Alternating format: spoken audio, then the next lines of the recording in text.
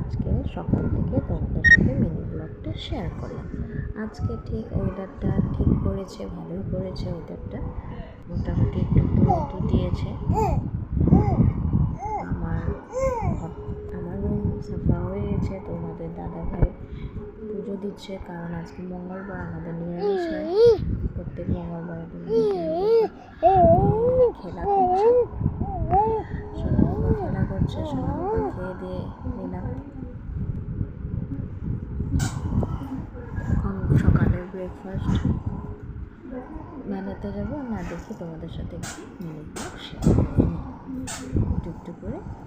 আমি যাবো রান্নাঘরে এখন রুটি বানাতে, ব্রেকফাস্ট বানাতে। তো রুটি বানাচ্ছি, একটু করে ভিডিও করে তোমাদের সাথে রেখে দিয়েছি। ভিডিও অফ করে নিজের সাথে আমি গ্যাসটা অফ করে দিই, কারণ আমি মোবাইল নিয়ে আমি করতে পারি না।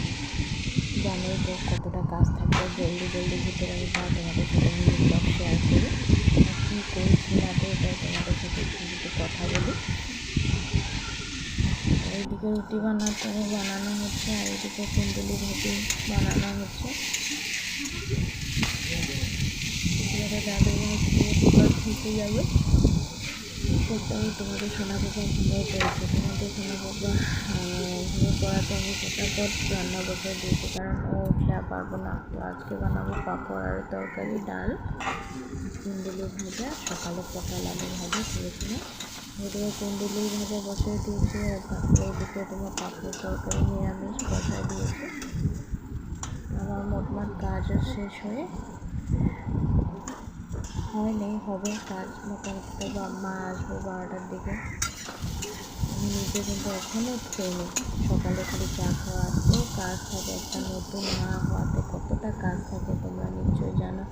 বাচ্চা সামলানো, বাচ্চাকে সব কিছু করা, টাইম দিয়ে আবার এদিকে ঘর দেখা, রান্নাবান্না করা, তার মধ্যে নিজেরই কোনো কিছু করার সময় পাই না। তোমরা তো নিশ্চয়ই জানো, যারা নতুন মা হয়েছে।